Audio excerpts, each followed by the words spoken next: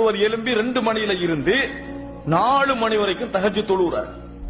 தொழுது விட்டு அவருடைய உள்ள என்ன சொல்லுதுன்னு சொன்னால், இது எனது ஈமான இன்பத்துடைய விளைவு என்று சொல்லும். நிச்சயமாக ஒருவருடைய ஈமானுடைய சக்தியின் மூலம் தான் அப்படி தொழ முடியும். ஈமானுடைய சக்தியின் மூலம் தான் அப்படி தொழ முடியும். அதுல எந்த விதமான சந்தேகமும் இல்லை. ஆனா ஈமானிய இன்பம் என்கின்ற பகுதி இருக்குது, அது ஒரு மனிதனுக்கு ஏற்பட்டால் தொடர்ந்து நீடிக்கும். அது ஏற்பட்டால் ஆர்வம் மாதிரி இல்ல. அஃதலுல் அமாலி அதுவமுஹா வ இன் கல்ல. அமல்களிலே மிகவும் சிறந்தது தொடர்ந்து இருப்பது. குறைந்திருந்தாலும் தொடர்ந்து இருப்பதுதான் அமல்களிலே மிகவும் சிறந்தது என்று ரசூலுல்லாஹி ஸல்லல்லாஹு அலைஹி வஸல்லம் சொன்னார்கள். அப்ப என்ன அர்த்தம்? அது அஹ்ஸனு அமலான் அல்லாஹ் தஆலா சொல்றான், சிறந்த அமல் தொடர்ந்து இருக்கிறது.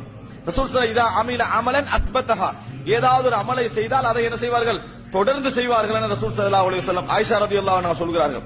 நீங்கள் என்ன புரிந்து கொள்ள வேண்டும் தெரியுமா? தொடர்ச்சியாக ஒரு மனிதனை எந்த ஈமான் தொடர்ச்சியாக வைத்திருக்கிறதோ, அமல் செய்வதற்கு தோதுவாக எந்த ஈமான் வைத்திருக்கிறதோ அது ஈமானிய இன்பம்.